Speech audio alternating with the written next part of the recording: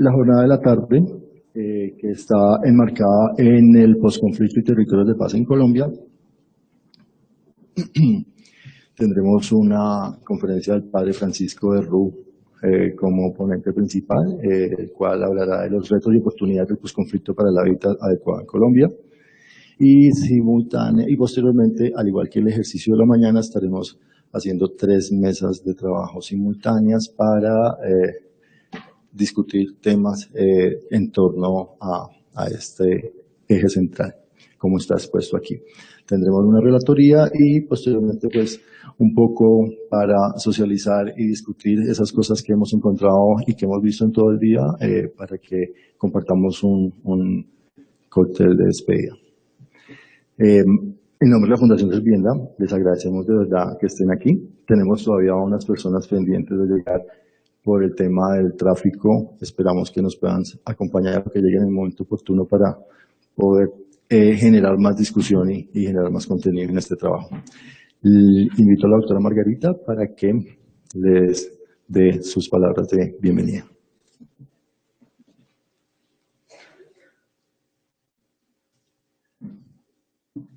Bueno, muchas gracias a todos por estar aquí. Para nosotros es muy grato y muy especial poder ver tantas caras amigas en este recinto. Cuando empezamos a hacer la convocatoria más o menos en junio de este año, empezamos a organizar nuestro foro a partir de, por supuesto, del ejercicio que habíamos hecho el año pasado de trabajo un poco más íntimo, en el sentido en que las personas que asistieron a nuestro foro de marzo del año pasado eran personas que trabajan acompañando comunidades de diferentes entidades y personas que de los mismos líderes de las comunidades que están en estos procesos que la Fundación Servivienda acompaña.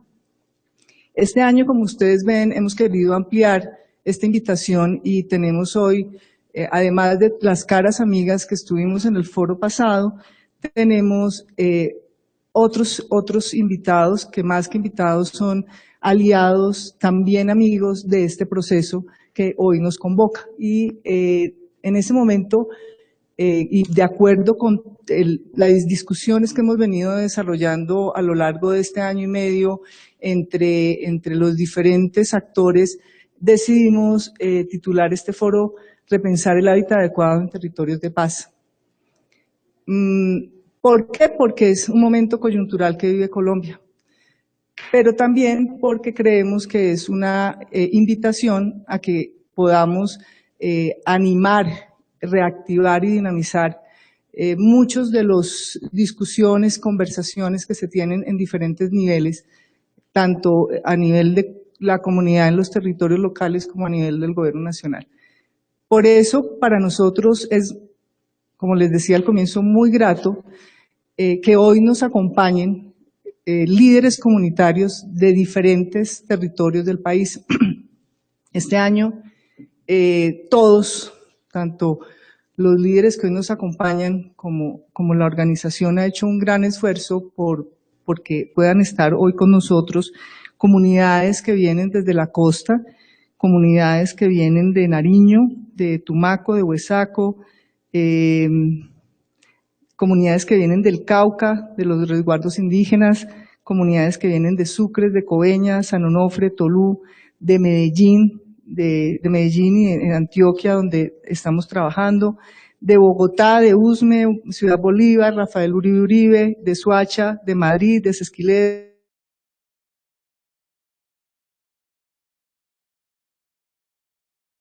Y es que para la Fundación y para el objetivo que nos convoca, la participación de ustedes como líderes, como representantes de estos procesos que hemos venido desarrollando, no solamente desde la Fundación, sino en conjunto con otras organizaciones, ustedes estén aquí presentes. Y por supuesto, darle el agradecimiento y la bienvenida a las organizaciones que hacen parte de la mesa de hábitat que la Fundación ha venido convocando y que se ha vuelto una mesa de liderazgo y de participación conjunta de muchas organizaciones que no voy a mencionar aquí, pero que cada día está creciendo. Somos aproximadamente unas 11 organizaciones que estamos trabajando desde diferentes ámbitos del sector público, del sector privado.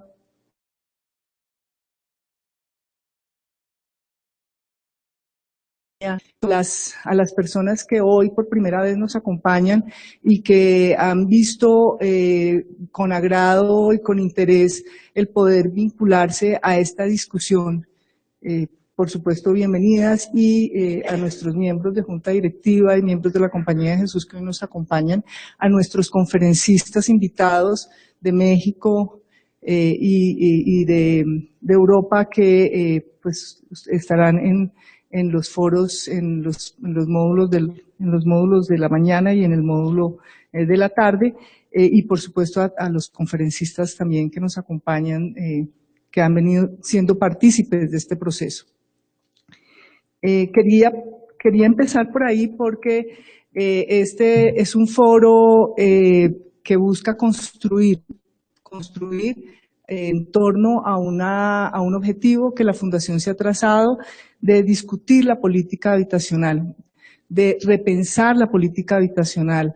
Colombia ha cambiado en estos últimos años los contextos de desarrollo de la política habitacional ha sido muy cambiante en torno a las prioridades, la focalización de recursos, los intereses que se tienen desde diferentes sectores y diferentes niveles en torno a la construcción del hábitat en Colombia, y creímos desde la organización y en conjunto con otras organizaciones pertinentes que pudiésemos retomar esta discusión del hábitat desde los que construyen el hábitat, desde las comunidades, desde la academia, desde las organizaciones que acompañan estos procesos. Y desde Servivienda especialmente, porque le hemos hecho una apuesta a la responsabilidad que tenemos en la construcción de territorios que permitan y promuevan la construcción de ciudadanía como un elemento primordial, pero también la construcción desde los deberes y derechos de una sociedad y por supuesto de la ciudadanía, y allí es donde allí en el territorio es donde se concreta esta construcción de estos procesos de comunidad, de estos procesos de ciudadanía por supuesto la paz. Pero por supuesto también que la paz, y hemos, como les decía al comienzo, utilizado una excusa que es toda esta situación de discusión y de logro de la firma de los acuerdos de paz, pero por supuesto que la paz, como ustedes lo van a ver más adelante, no se agota en la firma de un acuerdo, y por supuesto tampoco se construye en la firma de unos acuerdos, sino que se construye fundamentalmente en los territorios y se construye fundamentalmente por todos nosotros, de diferentes formas, de diferentes maneras, con diferentes perspectivas, pero desde la base de un diálogo y una serie de consensos en los territorios. Y por eso el foco es el territorio con un hábitat adecuado. Y este hábitat adecuado desde Servivienda lo concebimos en torno, por supuesto, a la vivienda, claro, que es la punta de lanza, pero también el eje en el cual se arraiga nuestro quehacer asociado a un proceso de gestión social, que es esto que vemos hoy, un proceso de gestión institucional. Y esto que hoy nos convoca es el resultado inicial, si lo queremos llamar, de una apuesta por una gestión social, una gestión institucional que convoque. Por supuesto, también la sostenibilidad económica y social en el territorio y por estos procesos de vivienda y de desarrollo de hábitat que promovemos. Para ello, Servivienda ha utilizado y ha venido desarrollando diferentes mecanismos. Uno de ellos es la estrategia de comunidad activa, que ustedes han visto referenciado en los carteles, que más adelante van a poder ver en video aquí y afuera, que por supuesto no es lo que nos ocupa hoy, pero que es también el mecanismo por el cual nosotros hemos venido tejiendo esta red de amigos, esta red de aliados, esta red de personas y de instituciones que le apuestan a estos procesos de construcción colectiva. A través de generar esquemas de construcción de vivienda y de construcción de proyectos integrales de vivienda donde la vivienda es uno de los elementos de una serie de atributos que debe tener, que deben darse para que sea una vivienda adecuada, de infraestructuras, de servicios públicos, de saneamiento básico. Y esto ligado a todos unos procesos de apuesta por construcción de comunidad en torno a generar incidencia política alrededor del hábitat. De cara a este nuevo contexto del país. Por eso entonces, y con esta visión de política habitacional, nosotros convocamos, como les decía anteriormente, la Mesa de Hábitat. Y la Mesa de Hábitat nos ha servido para que desde la participación de diversos actores vayamos construyendo y reconstruyendo entre todos esta visión de una política habitacional. Y esta visión de una política habitacional que por supuesto surge de la visión de cada una de las organizaciones, de cada uno de los que estamos sentados en la mesa, pero que le apuesta a una visión y misión de consenso que pueda ser presentada, que pueda ser una apuesta para los gobiernos locales, los gobiernos, el gobierno nacional, los gobiernos departamentales. En esto hemos sido, creo que todos los que estamos en la mesa, arriesgados y le hemos metido a una apuesta porque las autoridades locales y las autoridades nacionales empiecen a oír lo que piensan, lo que se debate, lo que esperan, lo que son capaces de construir los actores que hoy no hacen parte de muchas mesas donde se construye la política nacional del país.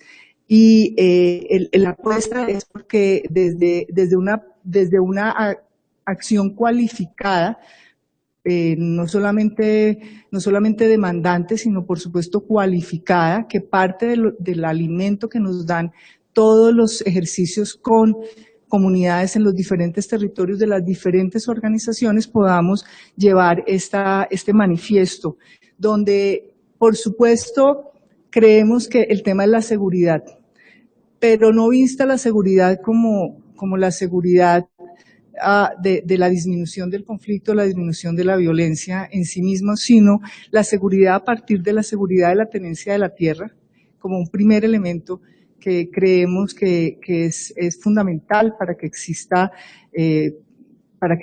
la paz o para que no exista violencia, porque conflicto siempre existirá. La seguridad alimentaria, que es otro elemento que creemos que es fundamental en esta perspectiva de hábitat adecuado. La protección, vista la protección del hogar, la protección de la familia como la protección que da la vivienda como abrigo, como seguridad. La protección que da el tener acceso a servicios sociales básicos adecuados, tanto de agua potable, saneamiento básico, como de salud y educación. Y por supuesto la seguridad ambiental, la mitigación del riesgo, la mitigación de todos estos asentamientos en frente a los fenómenos de cambio climático.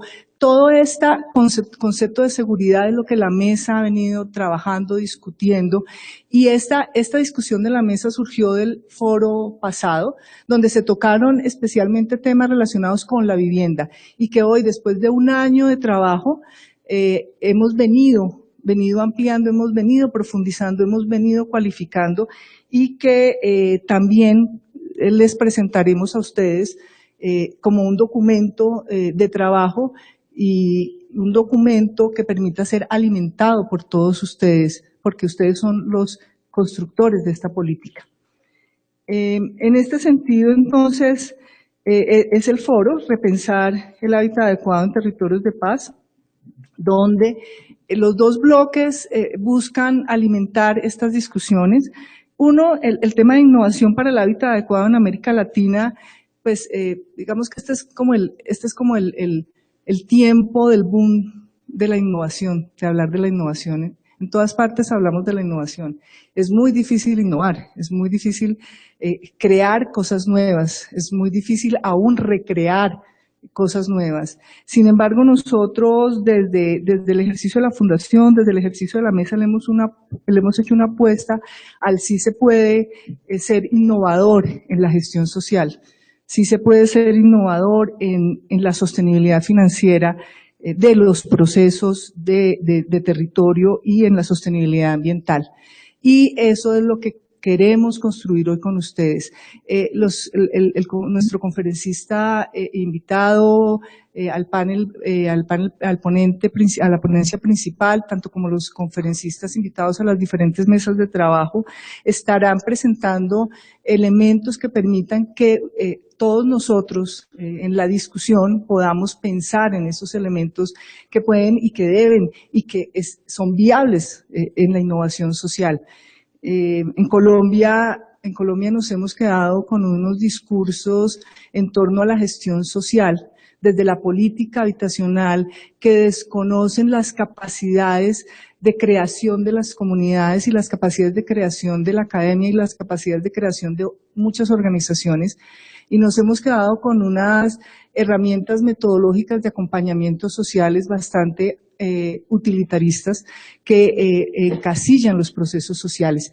Y los procesos sociales y la gestión social, ustedes más que nadie lo saben, son ricos, son con múltiples potencialidades, hay múltiples capacidades en las comunidades para generar estos cambios en la forma como nos construimos socialmente.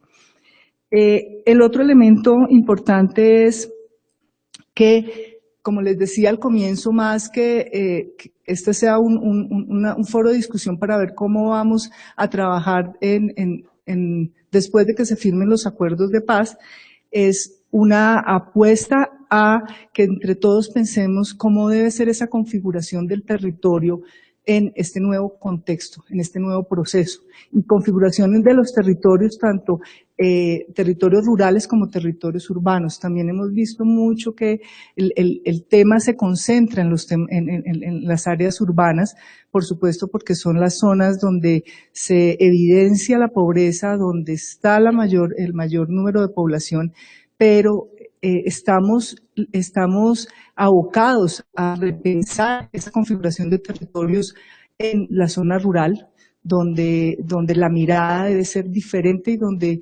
debe haber una mirada, sobre todo.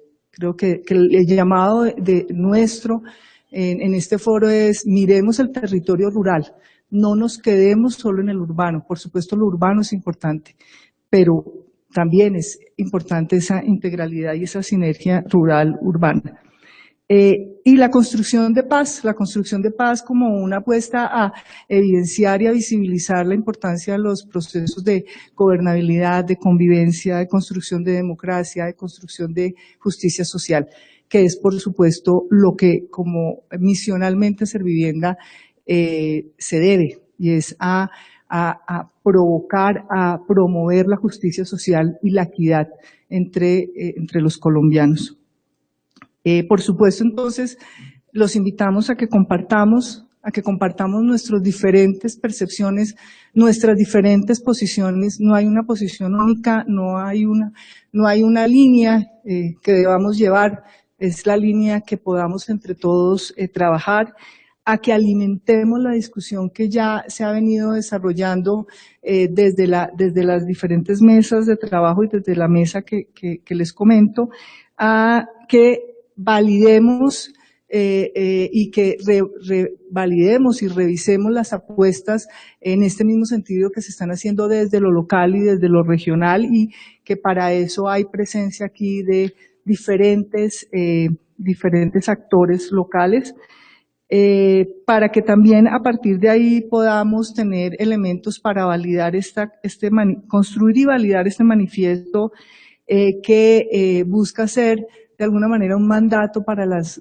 nuevas administraciones locales y nacionales, en las cuales la apuesta de la mesa es la presentación de un documento donde le expresemos a estos gobernantes hacia dónde debe ir la política habitacional en sus territorios, con unos soportes técnicos, por supuesto, para que los mandatarios locales y los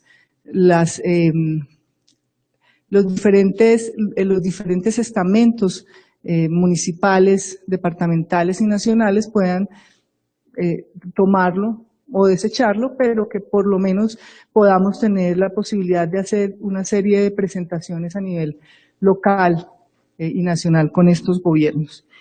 Y que finalmente de la discusión de las mesas de trabajo podamos seguir precisando nuestra ruta de gestión, hacia dónde vamos, con quiénes vamos, cómo esperamos que se dé esa acción de participación, esa acción de incidencia y, por supuesto, con quiénes vamos a seguir trabajando y desde dónde vamos a seguir trabajando. Esto es a lo que los invitamos. De nuevo les doy las gracias. Como les decía, esta es su casa. Bienvenidos. Esperamos que se diviertan. Este es un foro para que nos divertamos, para que trabajemos juntos y para que gocemos este lugar, este espacio que es muy agradable y que podamos compartir todos en esta jornada. Muchas gracias.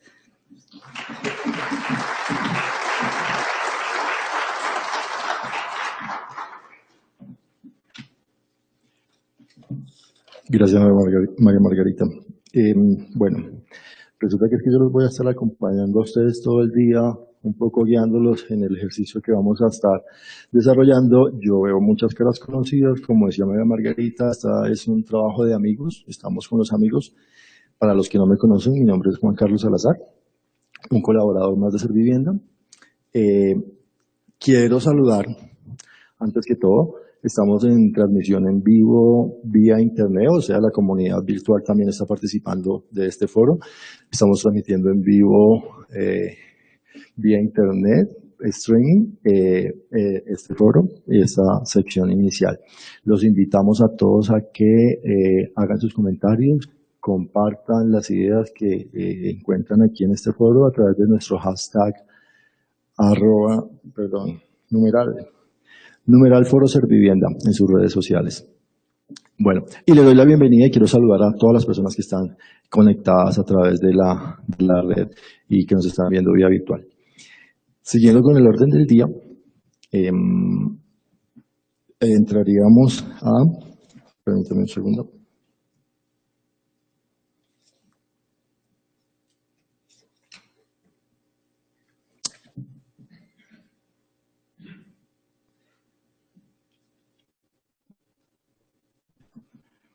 Vamos a iniciar la ponencia Superar las limitaciones de las formas actuales de producción de vivienda y hábitat, a cargo del arquitecto Enrique Ortiz del HIC, de Coalición Internacional para el Hábitat. Me voy a permitir leerles un poco la hoja de vida del arquitecto Ortiz.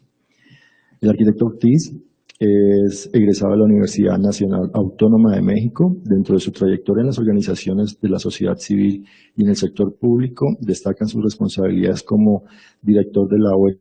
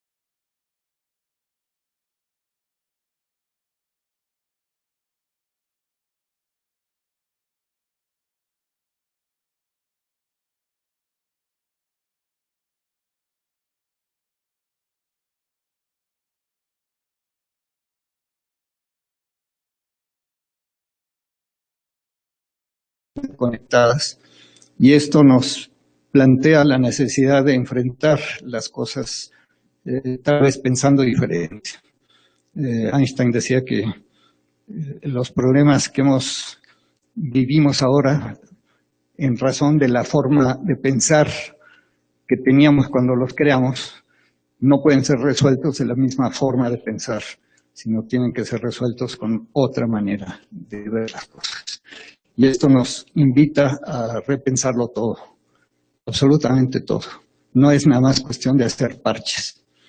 Los chinos tienen un doble ideograma para representar crisis, que quiere decir es riesgo y es oportunidad. Pero en la sabiduría oriental siempre nos deja a nosotros la solución de esto. O sea, ¿cuál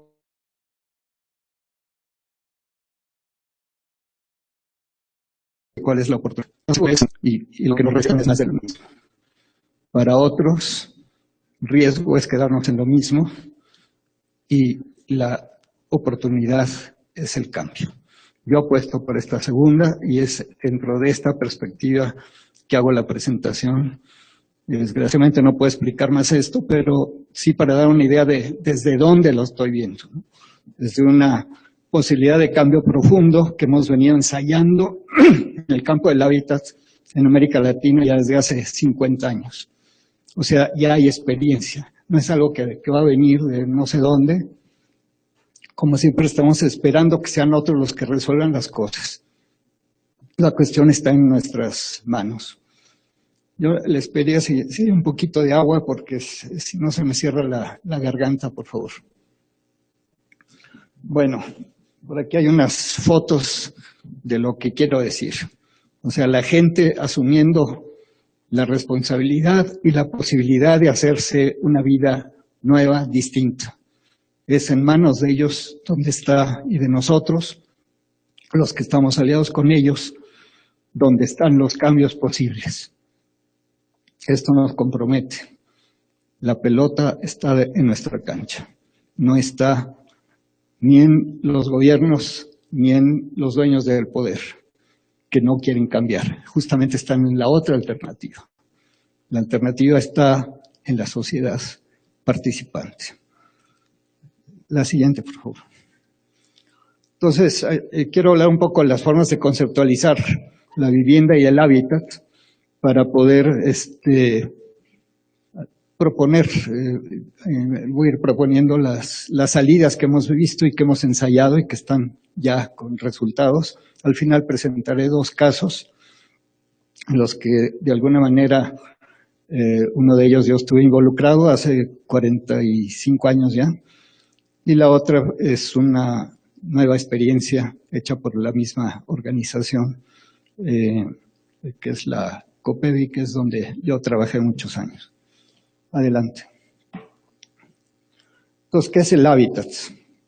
Este es el centro de la preocupación de esta reunión. Este es el hábitat. Este es el hábitat actual de América Latina y de muchas partes del mundo. Un hábitat fragmentado, dual, que nos representa, pareciera que dos opciones. No, son dos resultados de lo mismo, de los que tienen y de los que no tienen. Y están simplemente divididos por una barda. ¿Cuál es el que queremos? Ninguno de los dos. Creo que el hábitat es otra cosa. Adelante. Enrique Leff es un hombre, es mexicano, es, entre otras cosas, cantante de ópera, pero también ha llevado el programa de Naciones Unidas por el Medio Ambiente cuando estuvo fincado en México. Es una gente muy preocupada por estas cuestiones. Y dice, es el lugar donde se construye y define la territorialidad de una cultura. O sea, la cultura aquí es fundamental y eso nos da las diferencias también. Tenemos que aprender a vivir con las diferencias. Muchas gracias. Sí, gracias.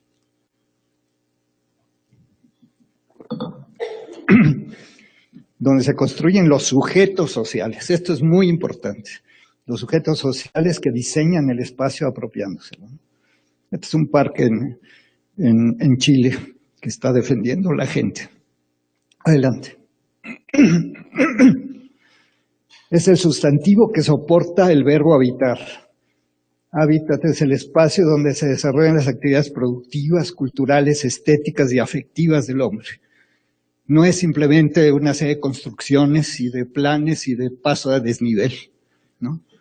Es otra cosa. Está centrado en el ser humano. Adelante.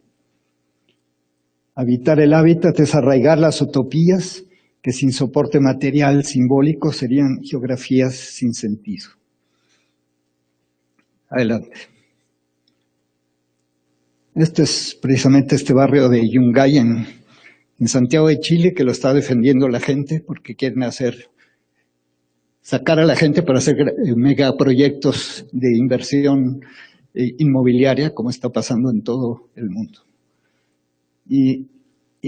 Y aquí María Clara Echeverría, de CEAP, de aquí de Medellín, en uno de sus libritos dice: se requiere dar menos énfasis al contenedor y más a lo que se vive, menos a los espacios físicos, más a las apropiaciones, a los lugares. Producir, realizar un lugar es singularizar el espacio. En consecuencia, la construcción del sujeto individual, colectivo y social es requisito indispensable del habitar y del hábitat. O sea, el hábitat es para el ser humano convertido en sujeto de transformación de su propia vida. Y que implica desde la defensa de lo que ya ha hecho y lo que tiene, hasta la apropiación de lo nuevo por su participación. Adelante. Ahora, la vivienda es el principal componente del hábitat, no solo porque ocupa la mayor parte del territorio de nuestras ciudades, a veces 2/3 partes de ese territorio, sino por ser el lugar donde nos empezamos a relacionar con ese otro mundo que es el mundo de todos. Adelante. Ahora, ya entrando a la vivienda, por el tiempo tengo que ser muy compacto en esto. Yo veo que en estas dos opciones de más de lo mismo o trabajar el cambio, hay dos opciones distintas y una está basada en el dinero. El sistema que está en crisis ha puesto al dinero en el centro de su quehacer, en el centro de sus objetivos y tristemente en el centro de su ética. O sea, ser alguien importante en este mundo es lograr hacer dinero y tener dinero. No es servir a los otros. Hemos perdido ese sentido humano. Entonces, la otra opción tiene que ver con los lugares y con la gente. Son formas distintas de producir la vivienda, que es el tema que me habían puesto. O sea, son dos formas distintas. Una, y ahora lo vamos a comparar por qué, pero esta forma distinta de producirla tiene resultados también distintos en la distribución de ella y sobre todo en la forma de habitarla. Esto es muy interesante, cómo la forma como se produce genera también formas distintas de habitar el mundo. Adelante. Entonces, puede ser, las dos opciones tienen que ver una con la oferta y la demanda. O sea, es un producto regulado por el mercado, en base a la capacidad económica de la gente. O sea, se hace vivienda para los que pueden pagarla o para los que tienen un subsidio del Estado para poder acceder a ella. Como derecho humano es otra cosa totalmente distinta. Los derechos humanos son universales, quiere decir que todos tienen derecho, hasta el que menos tiene, hasta el que ni siquiera puede trabajar porque está enfermo, porque ya es un viejo o un niño de la calle. Todos tienen derecho a un lugar donde vivir, a un lugar digno donde vivir. Y esto nos plantea un reto muy profundo.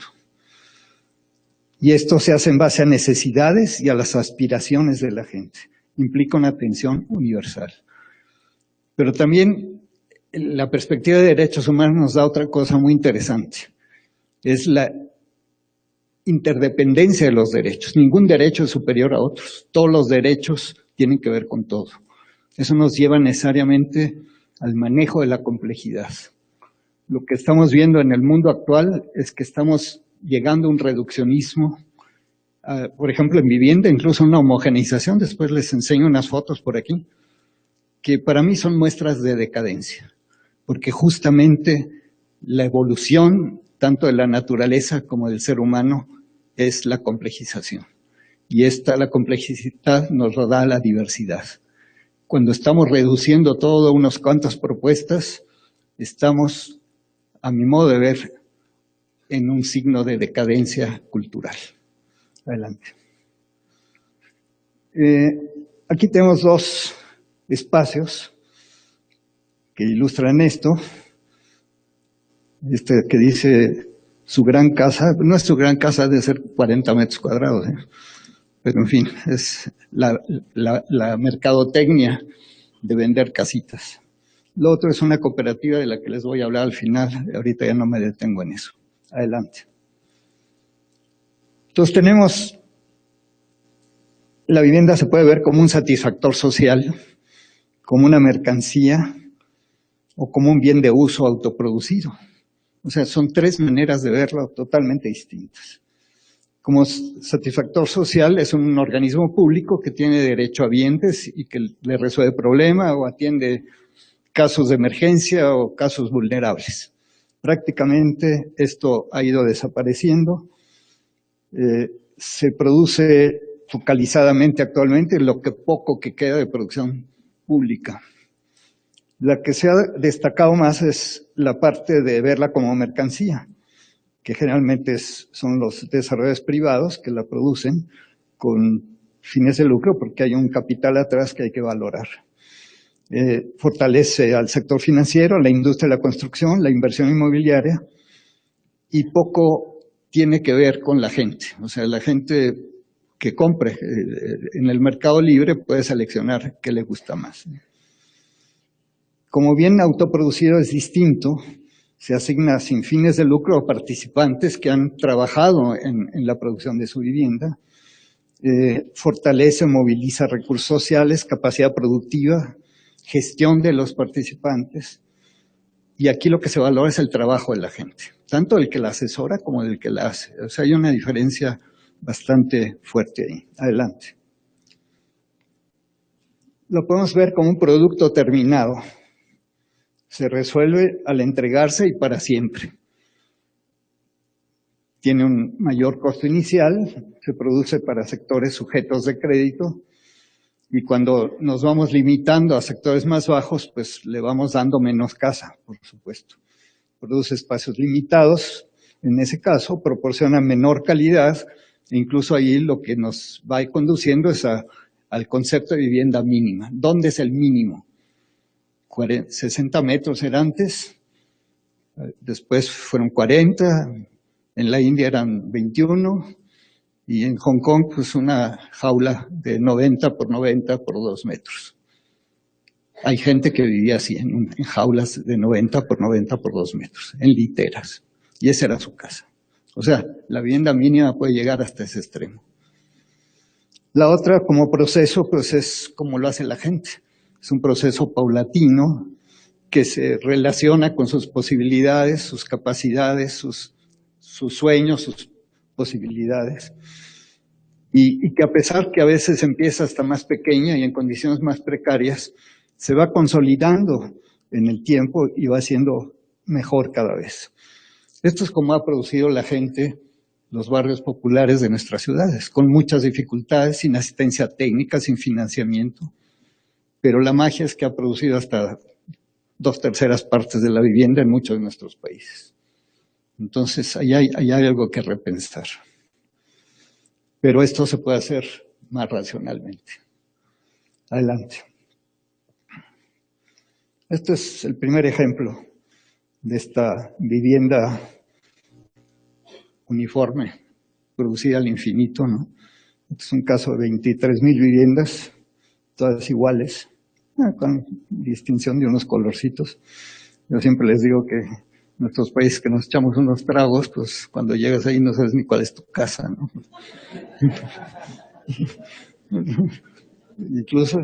Incluso te puedes equivocar de fila y te puedes topar con un marido celoso ahí cuando entras a la casa. Esta de la izquierda de abajo pues son un poquito mejores. Las de la derecha son en un lugar feraz en México, hermosísimo, como sería aquí Colombia, ¿no? Verde, lleno de árboles, arrasados por los arquitectos para hacer microcasas, máximamente abandonadas como están esas. Por supuesto, la gente quiere respeto, no quiere vivir en una casa que es una, como dice el compañero de Uruguay, de las cooperativas de Uruguay, en casas microondas, ¿no? Chiquitas y calientes.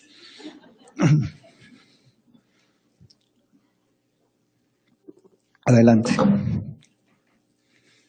Este es un caso de producción social organizado con asistencia técnica, progresivo. Ven ustedes la diferencia del 98 al 2003. Pero además tiene cualidades muy interesantes. Los coches no están junto a las casas. Junto a las casas están los espacios verdes para los niños. O sea, la gente piensa cosas racionales, pero siempre queremos tener el coche cerca de nuestro corazón, como la máxima inversión, ¿no? En Dubái llegan el exceso que puedes subir tu Ferrari al piso 17. Y puedes salir de tu piso 17 en tu coche Ferrari para disfrutar su velocidad por la ciudad. Aquí lo que han hecho son pequeñas comunidades. Cada grupito de 10 casas administra su espacio y hace lo que quiere, jueguitos infantiles, lo que la gente quiere hacer ahí, ¿no? Y es otra forma de vida totalmente distinta. Aquí el arquitecto que hizo eso vive allí junto con trabajadores. O sea, se han dignificado y trabajan y viven juntos. Adelante. Y es una vivienda que se ha ido desarrollando. Podemos ver la vivienda como un producto económico escaso. Y es como se ve normalmente la que estamos produciendo en todo el mundo. Entonces se produce con dinero, con tecnologías eficientes y con racionalización de los procesos. Esto es lo que se llama productividad y racionalización del proceso y requiere dinero. Pero los pobres lo que menos tienen es dinero, pero tienen otros recursos y mucho más recursos. O sea, tienen un concepto más amplio, las propias habilidades. Todavía saben usar sus manos. El apoyo mutuo, la solidaridad, el uso de materiales locales y reciclados incluso. El ahorro bajo control social en dinero y en especie. En México hay lo que llamamos las tandas, en todos lados hay gente que se conoce, que son amigos, que tienen confianza, ahorran juntos. Y es un ahorro en manos de la gente. Los bancos no quieren saber de los pobres ni los pobres de los bancos. Entonces, lo hacen así. Las señoras incluso ahí tienen su botecito donde van guardando las moneditas en la estufa, ¿no? Luego, el uso, también el uso de los tiempos libres. Más ahora que está de moda la precarización del trabajo, ¿no? La flexibilidad del trabajo se llama elegantemente, donde mucha gente trabaja 2 semanas y las otras 2 las tienen libres. Bueno, pues ahí puedes arreglar tu casa, ¿no? La comunicación y el negociación popular sobre precios y ofertas. Incluso el chisme, ¿no? Entre las señoras. Oye, ¿dónde compró comadrita ese material tan barato? Pues allá en esa esquina hay una oferta, pero si nos organizamos, no sé qué. O sea, eso funciona también. Es un recurso. La generación de recursos por actividades económicas y lúdicas. O sea, la gente se divierte, arma una kermés, saca dinero para comprar su terreno. Yo he visto eso. Hicimos una asamblea mundial de pobladores en el 2000 en México. Teníamos para traer solamente a 7, 8 gentes. Es lo que nos quedaba del secretario de HIC. Lo armamos con el Movimiento Urbano Popular. El Movimiento Urbano Popular cerró un lugar en Garibaldi, que es donde tocan los mariachis. Les cobró una cantidad a todos los que iban. Cada uno pagaba sus tragos o su comida. Pero con lo que juntamos ahí, y le pasó la charola a los diputados amigos, con eso nos sobró dinero. Vinieron 170 gentes, no pagamos los boletos de avión, pero sí pagamos la comida y la estancia de cada uno de ellos. Y nos sobró dinero para mandar a una compañera a una reunión en Buenos Aires, ¿no? O sea, la magia de la abundancia desde la precariedad manejada por la gente. Y entonces el cuadrito azul Yo siempre les pregunto, no da tiempo de que lo hagamos el ejercicio, pero siempre me empiezan a contestar, ¿qué otra cosa es la que está ahí? Y es fundamentalmente las ganas. Podemos hacerlo, lo queremos para nuestros hijos. Adelante. Entonces la primera opción, pues es esta, ¿no? Esto es lo que propagandiza quien hizo estas casas ahí en los Andes, ahí por atrás. 3.500 viviendas bajo un diseño innovador de construcción en serie que propone la fabricación industrializada de hasta 3 casas de 2 pisos por día. Esta es la racionalización. Adelante. Esta es la otra opción. La gente de alguna manera incorporándose al trabajo, asumiendo en sus manos el futuro. Adelante. Y luego podemos ver la vivienda como objeto o como un acto de habitar. Como objeto se mide por cantidades de unidades, metros cuadrados construidos, producidos, se maneja como estadística. Se vinculan los conceptos de producto industrial, la máquina de habitar de Le Corbusier como mercancía. Es un objeto industrial producido. Se realizan construcciones masivas, monótonas, despersonalizadas. Se producen conjuntos cerrados, desarticulados de la ciudad. Ahora les voy a presentar algunas fotos de eso. Aquí es donde les decía yo, como vamos atendiendo a ciertos sectores y queremos bajar en la escala, lo que va pasando por la estadística es que les vas ofreciendo menos. Entonces, al que necesita estar más cerca de su trabajo, que es el trabajador que no tiene coche, lo ponemos a 40 kilómetros, con lo cual dedica 2 hasta 3 horas en México para ir al trabajo y regresar a su casa. Hacíamos la cuenta hace un momento de lo que te significa si trabajas 60 años, le dedicas 10 años a transportarte, solamente a transportarte. Eso es terrible, ¿no? O sea, y le das una microcasa, a lo mejor a una familia que tiene al más pobre, porque tiene más hijos, es al que le das la casa más chica. O sea, es una irracionalidad totalmente. Entonces, como acto de habitar es otra cosa, es una relación cultural y afectiva con el lugar. O sea, generamos una identidad con el lugar porque hemos participado en las decisiones y en la conducción del proceso. Deja huellas, trazas urbanas íntimas, es un producto vivo que soporta cambios, genera arraigos, nostalgias, ¿no? Muchas veces queremos ver dónde jugamos en la casa de la abuela, ¿no? Y ver el lugar, y ir y ver que todo está ahí. Expresa diferencias individuales, conformaciones colectivas, genera lo que es el sentido de la ciudad. Porque los sectores populares, en los barrios populares, no sacrifican su estancia para montar un negocio, sino que piensan dónde van a poner el negocio en su terrenito, a pesar de que sea muy precario, pero lo podemos hacer. Entonces, genera diversidad y armonía. Adelante. Bueno,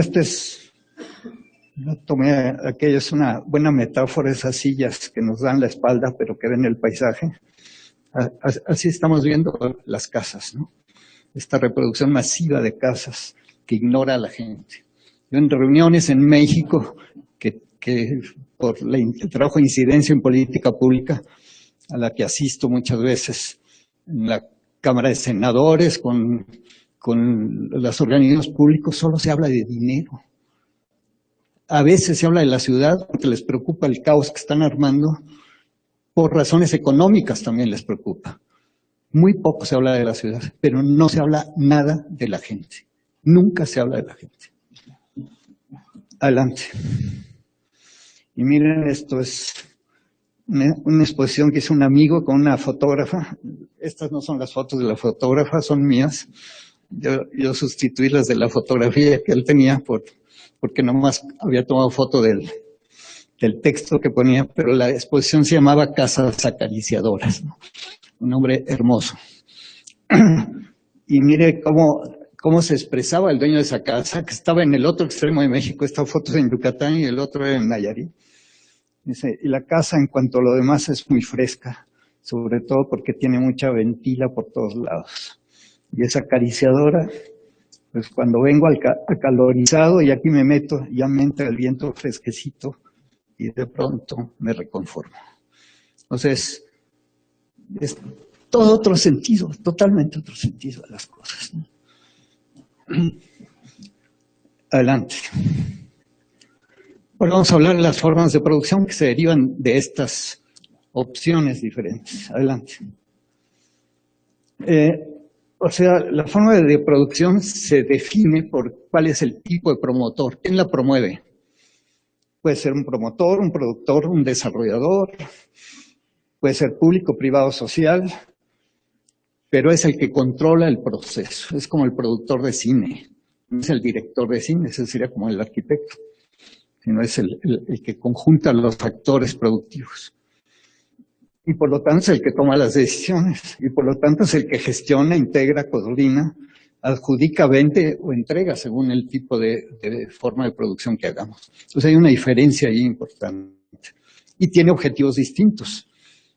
Uno puede ser que está tratando de redistribuir para atender a los sectores no atendidos. Otro está tratando de tener una ganancia. Otro está tratando simplemente de resolver una necesidad. O sea, las situaciones pueden ser muy distintas, los objetivos pueden ser muy distintos. Y eso nos define, a mi modo de ver, nada más 3 formas de producción. Adelante. La pública, que provee a sectores sociales de bajo ingreso, que prácticamente está desaparecida a partir del llamado consenso de Washington, que de alguna manera surge de la caída del mundo de Berlín y de la experiencia chilena de vivienda de la época de Pinochet, que se ensayó ahí, la receta que se ha propagandizado por toda América Latina. La vivienda pública se desapareció, prácticamente ahí no existe. La que se privilegió fue la producción privada, el mercado resuelve todo. Y lo que estamos viendo es que no lo resuelve. Desarrollo de vivienda con fines de lucro. La producción social produce sin fines de lucro bajo el control de autoproductores individuales organizados o de empresas sociales que operan sin fines de lucro. Pero lo fundamental aquí es quién es el sujeto. En un caso es el sujeto, es el gobierno. En otro sujeto es el promotor o desarrollador que produce un conjunto de viviendas para vender. En el tercero, el sujeto es la gente, fundamentalmente. La gente que se organiza y que decide poder trabajar en la producción de su vivienda y tomar las principales decisiones. O sea, hay una diferencia aquí brutal.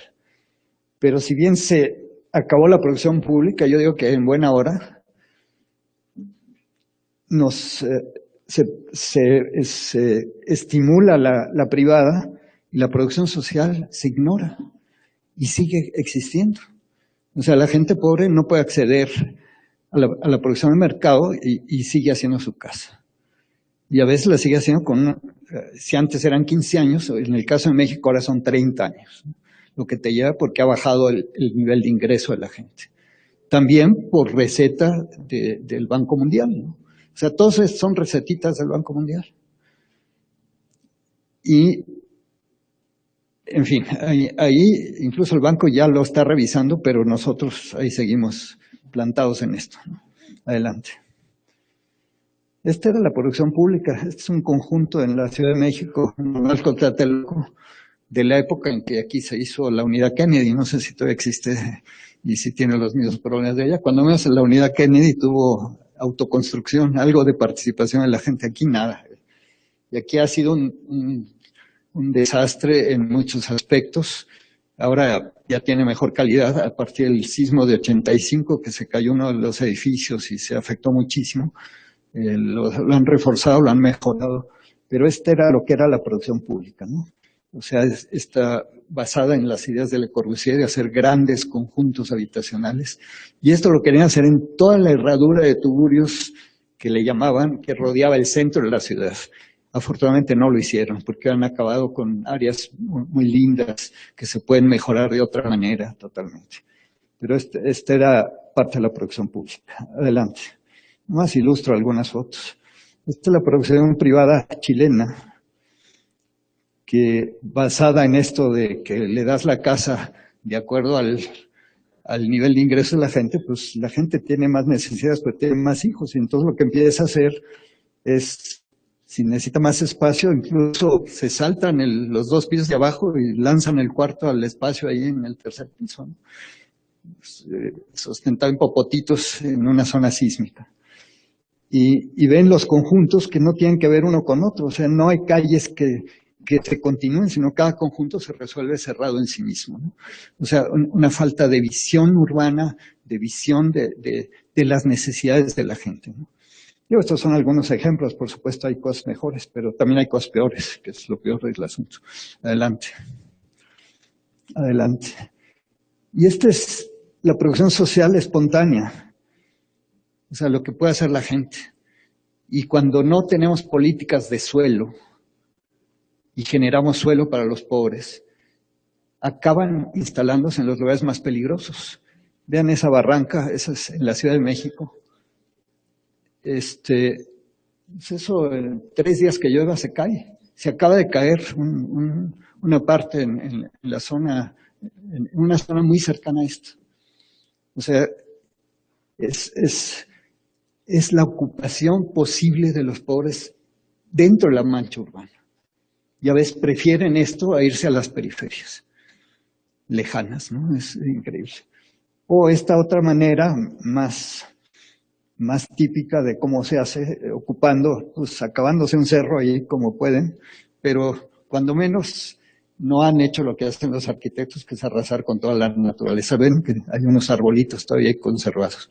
Cuando menos conservan algo de lo que estaba en el lugar. Hay cierto respeto al lugar donde están, pero sin apoyo de nadie, sin financiamiento, sin asesoría técnica.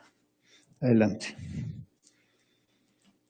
La siguiente. Este es un proyecto muy cercano a este otro, en las mismas barrancas en México, de producción social organizada con asesoría técnica.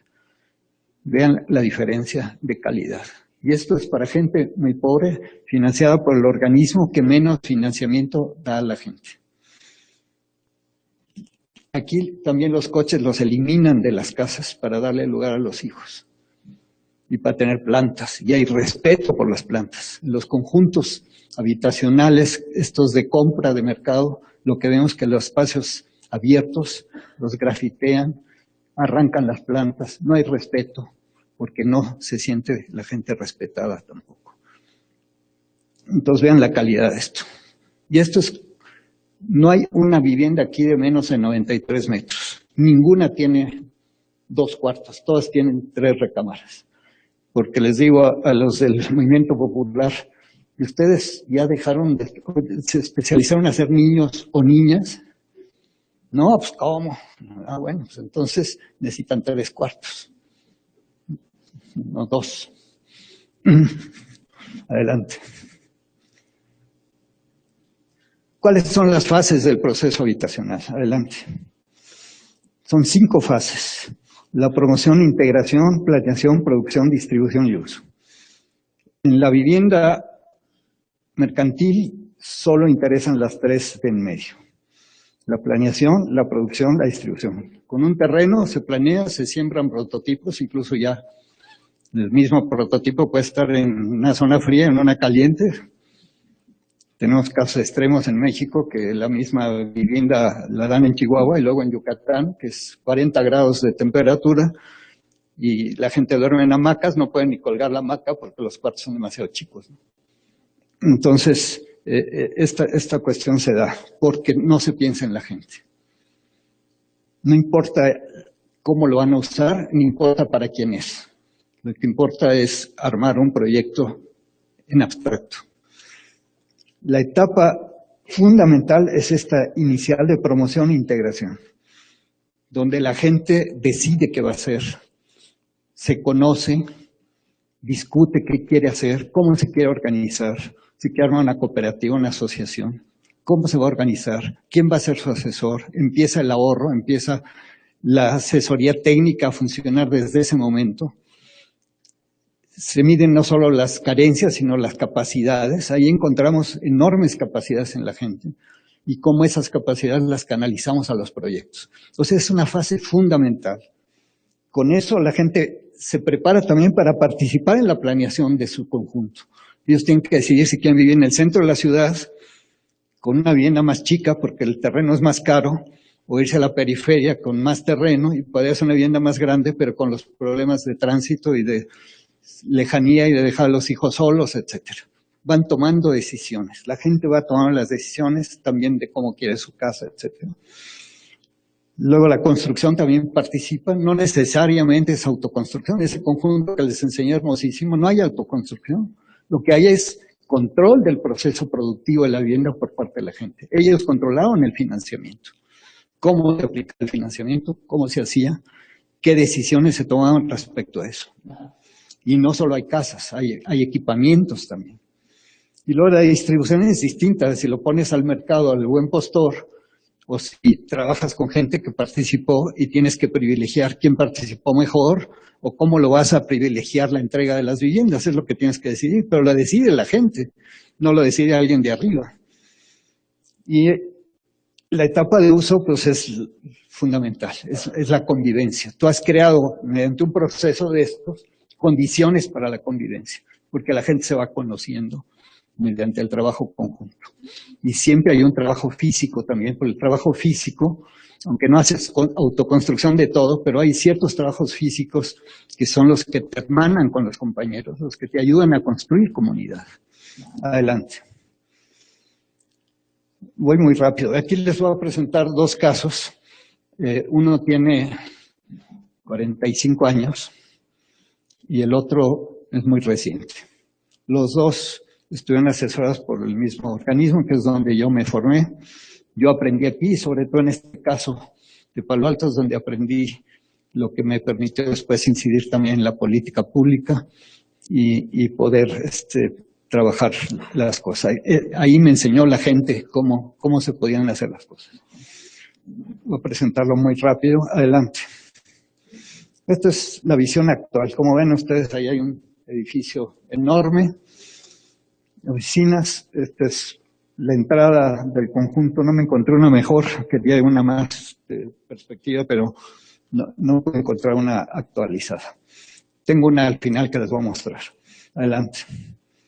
Así vivía la gente. Eran mineros de unas minas de arena, todos migrantes del campo a la ciudad, y el dueño de las minas les daba posibilidad de que se quedaran a vivir ahí bajo la condición de que si se iban, él se quedaba con las construcciones que hubieran hecho. Por lo tanto, la gente vivía en cuevas o en este tipo de casas. Cuando ellos explotaban las minas con dinamita y cuando se va acercando a la ciudad rica, se rompían los vidrios de las casas elegantes. Entonces, el gobierno paró las minas y el dueño de las minas dijo, váyanse compañeros, se acabó. Había una escuela de monjas ahí juntos que les ayudaron y los papás, incluso ricos de esa zona, porque muchas de las mujeres de ahí trabajaban en sus casas de lavanderas, de cocineras, se aliaron con ellos y llamaron al secretario social, que era como la parte de la pastoral social de la iglesia entonces, y fue un sacerdote a ayudarles a organizarse. Pero él no se presentó como tal, dijo, eso crea dependencia, se presentó como profesor, pero tenía una experiencia social profunda, con una metodología interesantísima, social que yo no he visto, en pocos casos he visto eso. Y a nosotros nos invitaron a dar la asesoría técnica. Adelante. Así vivía la gente. O sea, vean la precariedad, la pobreza. Adelante. Entonces, ya ellos ayudaron a conectar con el gobierno de la ciudad. El gobierno de la ciudad apoyó para expropiar una parte de este terreno con otro organismo federal en favor de la gente. Y hicieron un estudio de un polígono para poder alojar a todos los que vivían ahí.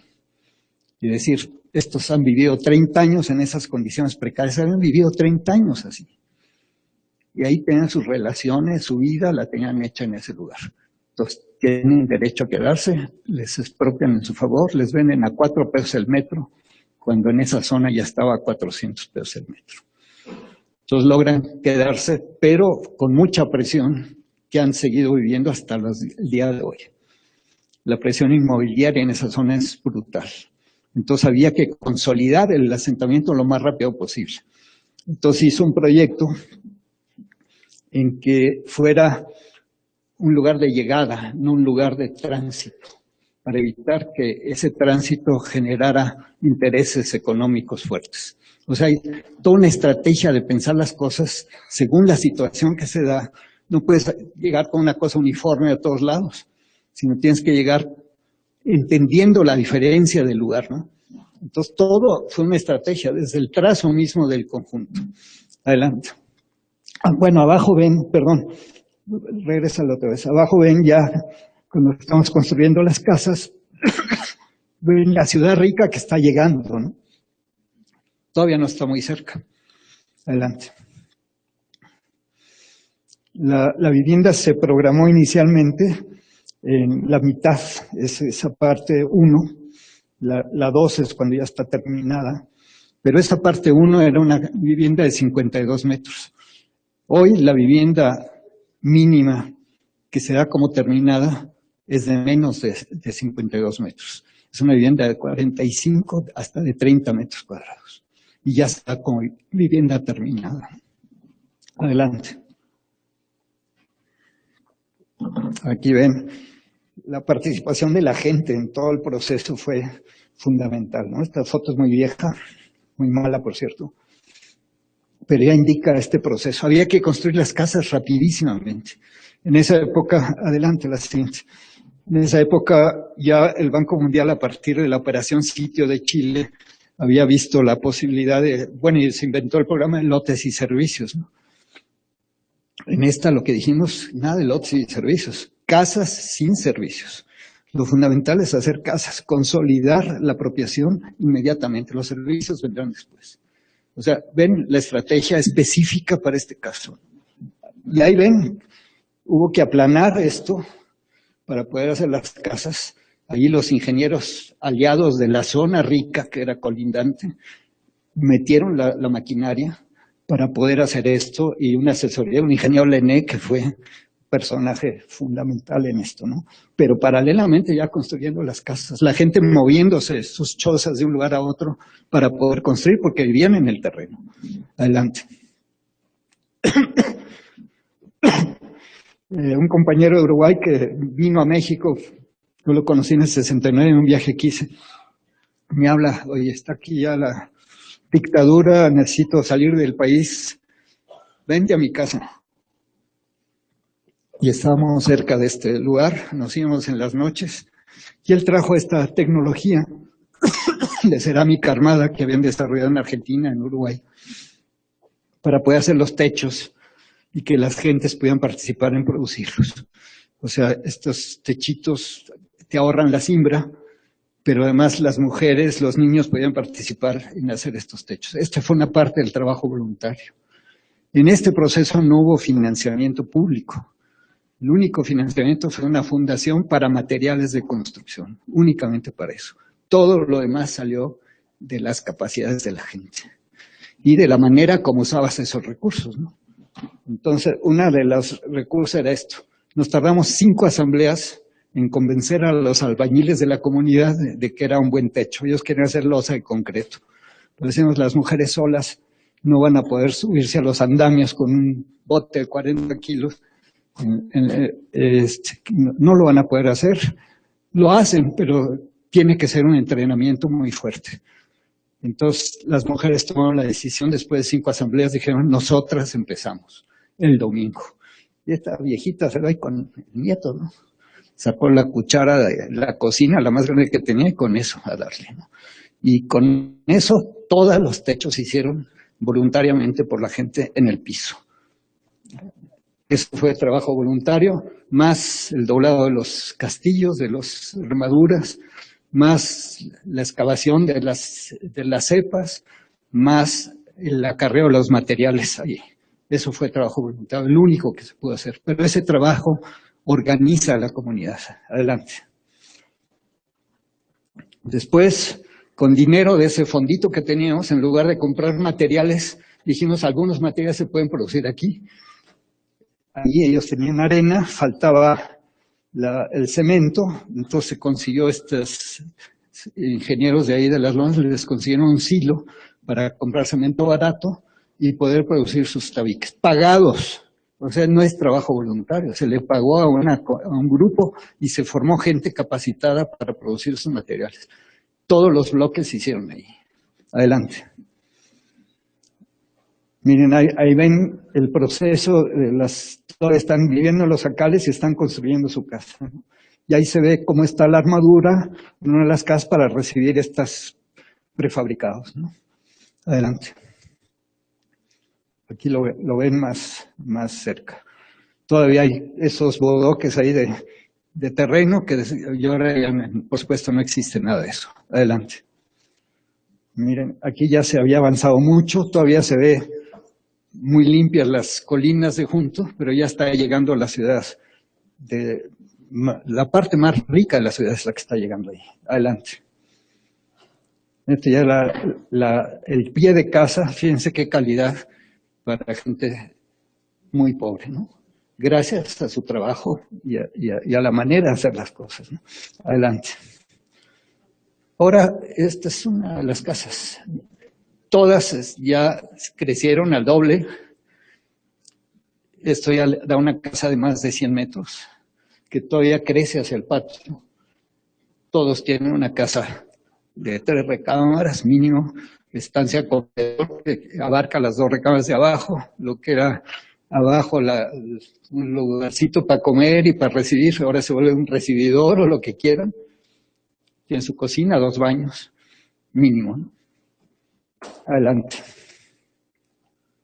Miren la calidad de los espacios. Cuando vemos la casa mínima, que pone una cama de estas, y hay que echarse un clavado desde la puerta, porque no hay manera de circular alrededor de la cama, ¿no? Adelante. Miren esta calidad de casa, ¿no? Esta era de don Panchito, un señor que era caddy de un club de golf y no tenía hijos. Entonces, la cooperativa había decidido, fue decisión de ellos. Queremos todas las casas iguales para demostrar que estamos juntos. Porque siempre en esa comunidad había riquitos y pobrecitos. Entonces, todos juntos, todos empezamos igual y ya después cada quien le va personalizando su casa. Entonces él decía, yo no tengo hijos, pero tengo coche. Era el único que tenía coche. Yo quiero garage. Sí, pero ya decidimos que todas las casas son iguales y no hay garage en las casas, ¿no? Pues yo quiero garage. Bueno, era tan buen compañero que después de 5 asambleas dijeron que tenga garage. Esa es la única casa que tiene garage. Y después tuvo hijos el tipo. Bueno, adelante. Después ya hicimos una unidad para los jóvenes, ya con financiamiento público. Ya con lo que habíamos aprendido ahí, se armó un fondo, FONAPO, y FONAPO financiaba a estos sectores populares, ¿no? Entonces ya es otra cosa. Ahorita está en una situación, todavía quedaron terrenos porque mucha gente se desesperó. Estos procesos son muy lentos cuando no hay apoyo público, pero hay ganas. Pero mucha gente que ha vivido 30 años viviendo en la pobreza, pero cuando ya ve que se están empezando a hacer las casas, las quiere mañana. Y se desespera y se va. Entonces quedaron terrenos, tuvimos que convencer a la gente de juntar todos esos terrenos para poder hacer otra cosa después. Porque ya se habían apropiado del lugarcito que les tocó y le había tocado junto a la prima y quería quedarse ahí. Fue todo un trabajo de asambleas de proponerles estos, pero la decisión siempre es muy sabia cuando se toma colectivamente. Toda la gente decide juntar los terrenos. Y ahorita tenemos unos terrenos todavía baldíos. El gobierno les canceló la cooperativa es la dueña del terreno, porque allí, para defenderse de la presión inmobiliaria, tienen propiedad de uso y goce. O sea, la cooperativa es la dueña de la tierra y la dueña de la vivienda. Pero la gente es dueña del uso, incluso lo puede heredar a los hijos. Y eso es fantástico.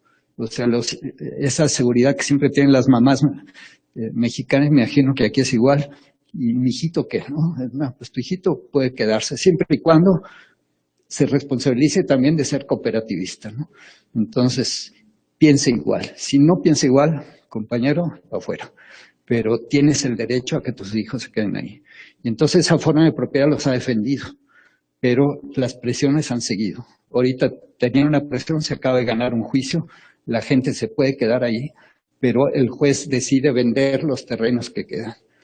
Y por supuesto los inmobiliarios están puestos para comprarlo.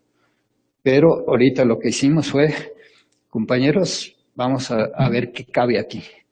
No, pues nos caben 100 viviendas, pero en vertical, en 4 o 5 pisos. Y ya ahorita hay 70 de la cooperativa que quieren poner a sus hijos ahí. Eso le da nuevamente fuerza a la cooperativa, que la estaban dividiendo con dinero, ofreciéndoles hasta 300,000, ya como $100,000 por vivienda, ¿no? Entonces, perdón, estoy mal, $15,000 por vivienda es lo que le están ofreciendo. Gente de la misma cooperativa que los quería dividir. Entonces, ahora con esta oferta, la cooperativa vuelve a tomar fuerza y es probable que se vuelva a organizar. La gente sigue luchando. Adelante. Pero ese terreno también dio para equipamientos, que no estamos haciendo en las ciudades, estamos haciendo puras casitas. Entonces, tiene ese terreno grande que ven ahí es una cancha de fútbol profesional. Es un terreno que el gobierno decidió hacer para protegerlos de que no se deslave la parte que ellos mismos habían excavado. Entonces es una área de protección que se usa como una cancha de fútbol. Y tienen una comisión ahí tienen muchos equipos que juegan ahí de toda la zona. Su tienda que ya desapareció porque les pusieron un Walmart enfrente. Y ahora la volvieron funeraria porque muchos de los compañeros estaban velándolos, de los que llevaron la lucha, pues estaban muriendo y los velaban al aire libre. Y dijeron, bueno, pues ahora vamos a poner. Mantienen una tortillería y ahora ya tienen un salón de asambleas muy bonito, su iglesia, su placita para los besos y para los viejitos. Adelante. La siguiente. Y ahora acaban de convertir el silo en un monumento, que llaman a su grafitero, es lo único grafiteado que tienen, pero ya hicieron una plaza con algún programa público y ya ven otro edificio ahí monstruoso que está junto. O sea, pero ellos siguen estando ahí y siguen defendiendo su lugar. Y como esa zona permite densidades muy altas, lo que estamos viendo es la posibilidad de vender el aire a los inmobiliarios, que puedan hacer más pisos en otro lugar que no se puede, a cambio que den dinero y puedan los jóvenes poder tener un enganche para su casa, ¿no? Entonces, ese planteamiento. Es toda una estrategia que tenemos que hacer en cada caso. Es muy diferente cada caso. Adelante. Esta es una celebración hace 2 años, 30 años, de la autoinvasión que tuvieron que hacer porque el gobierno les había dicho que les daba el terreno, pero no se los daban nunca. Entonces autoinvadieron, por supuesto llegó la policía, nosotros les ayudamos, un compañero les diseñó unas casitas que se armaban en 2 minutos para la invasión, sabiendo que llegaba la policía enseguida, y llegó la policía enseguida buscando al líder macho, ¿no? Pero las que llevaban el problema eran las mujeres llevaban la cosa, y la tecnología del padre Escamilla era todos somos líderes. Aquí, por supuesto que hay líderes naturales, pero decir, aquí no hay jerarquías, porque empiezan las luchas del poder, ¿no? Si es presidente, yo también quiero ser presidente. No, todos iguales. Y las mujeres al frente. Por supuesto que llegó la policía y se llevó un pobre hombre que pasaba por ahí, que no tenía nada que ver con el asunto. Y eso es lo que están celebrando. Y ahí están celebrando a las viejitas que luchan por todo eso, ¿no? En una gran fiesta que hicieron, muy bonita, con una obra de teatro que rescataba toda su historia. Yo nunca he ido a una obra de teatro más larga que esa, 6 actos, desde que salieron del pueblo hasta la lucha de hoy. Ejemplificada con una familia, con el abuelo, los hijos y los nietos. Una cosa hermosísima, ¿no? Es decir, la toma de conciencia de su propio proceso, ¿no? Adelante. Y ahora este es el lugar. Este es el lugar. La cooperativa está atrás, allá la ven. Ahí se ve un pedazo de la cancha de fútbol, se ven las casitas. Se han logrado mantener en este lugar, gracias a su lucha, a su capacidad de organización y a su forma de propiedad. Adelante.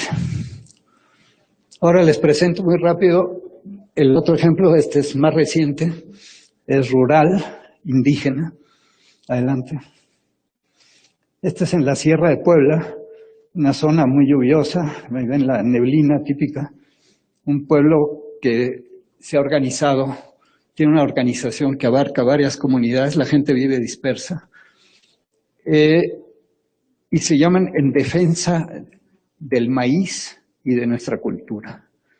La defensa del maíz, como la base del sustento de nuestro pueblo y de la cultura. Todos están organizados.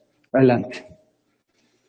Esta es la comunidad discutiendo las posibilidades. Por supuesto que ya está el chip adentro de que quieren hacer casas de material, ¿no? Las casas de material son casas de concreto, ¿no? De material, como si el otro no fuera material. Adelante. Entonces, ahí los asesores, porque ya termino, ¿eh? ya estoy terminando. Pero es importante que lo vean. Los asesores dijeron, es un intercambio, como tienes que trabajar como asesor, es un intercambio de saberes. La conducción la lleva la gente, pero también tú sabes otra cosa que ella no sabe. Y la gente sabe mucho que tú no sabes. Entonces es un intercambio de saberes. Entonces le dijeron, ustedes saben construir adobes, sí, pero pues queremos material. Entonces ese también es un material. Y te vas a ahorrar pagar el material, traerlo hasta la sierra. Además, no contaminas porque estás usando material de tu lugar. Y con eso habíamos logrado que el gobierno aceptara que los materiales locales se podían ser parte del compromiso que tenían ellos de hacer ahorro, crédito y subsidio. Es el esquema. Ahorro, crédito y subsidio. Entonces el ahorro puede ser materiales. Adelante. Entonces los convencieron. Aquí hicieron que eso es muy importante, hacer una experiencia antes donde pruebes las tecnologías. Aquí probaron varias de las tecnologías y es un edificio colectivo que sirve a la comunidad, que le da aliento para poderse mantener unida. Adelante. Que también lo hicimos en Palo Alto. Y luego la comunidad se puso a participar, sabía hacer esto. Se pusieron a hacer sus adobes, adelante, que les quedaban muy bonitos, con cierta metodología para mejorar su calidad. O sea, ahí es donde el trabajo del asesor es importante. Adelante. En otra zona, más bien inciso de piedra, allí atrás ven que hay bosques, pues hay madera, adelante. Pues podían hacer adobe con madera, adelante. Y hicieron sanitarios secos, estos permiten que haya un buen sanitario sin tener que tener drenaje en las calles. Adelante. Y ahí ven a todos, desde el asesor con las señoras ahí ayudándole a hacer bajareque actualizado con mucho más calidad y más resistencia. Adelante. Y ven las casitas que están haciendo. Gente muy pobre que está haciendo viviendas de 60 metros cuadrados para empezar, ¿no? Y hermosísimas casitas, todas diferentes, porque todos querían una cosa distinta, ¿no? Adelante. Pero dentro de un patrón muy bonito. Adelante. Miren qué lindo. Adelante. Esta de piedra también muy bonito. Adelante. Aquí combina piedra y adobe. Adelante. Esta es una casa muy mexicana, con bandera y todo, con unos paisajes hermosísimos. Y no se empeñaron en juntarlos, ¿no? Eso ya lo hicieron los españoles hace 500 años. La gente ahí quiere estar, es su patrón de poblamiento cultural, quiere estar donde está su milpa. No tienes por qué juntarlos. Hay un proyecto de hacer ciudades rurales, el peor desastre económico, incluso analizado por las universidades norteamericanas. Los metes al capitalismo sin capital, cuando ellos tienen la capacidad económica de mantenerse y de ahí poder crecer. Es lo que tendría que entender el Estado, de fortalecer estas iniciativas y capacidades de la gente. Y no recetarles que tienen que juntarse, que es que para tener servicios, ¿no? Cuando ahora las tecnologías te permiten tener electricidad, aunque no haya postes, pues puedes hacerlo. Adelante. Y miren, la alegría de la gente. Bueno, yo con esto termino. Muchas gracias.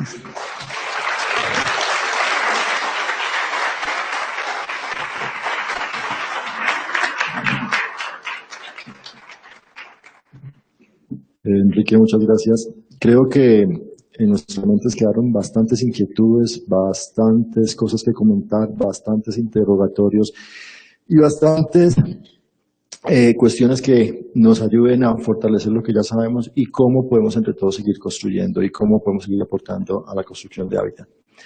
Lamentablemente, por ajustes de tiempo, pues no vamos a poder realizar las preguntas en este mismo instante. Los invitamos a un refrigerio de 15 minutos y posteriormente podríamos pasar a cada uno de los salones donde están, a la entrada del salón está el nombre de la mesa que se va a trabajar, para que ustedes se ubiquen y se identifiquen. Cuando terminemos los trabajos de las mesas, retornamos a este salón y hacemos una pequeña sesión de preguntas sobre toda la información que nos ha suministrado Enrique. ¿Listo? Quiero decir una cosita que me olvidé, claro. Que era importante. Este último proyecto, aquí está una compañera de la fundación, esta inglesa, Fundación para la Vivienda, que da uno de los premios más reconocidos. Ellos obtuvieron una mención, están en el calendario que publican anualmente, y también el año pasado, más bien a principio de este año, pero es el premio del año pasado, sacaron el Premio Nacional de Vivienda. Para que vean que esto tiene significado. Apostar por la gente, apostar por los lugares y la gente. Gracias.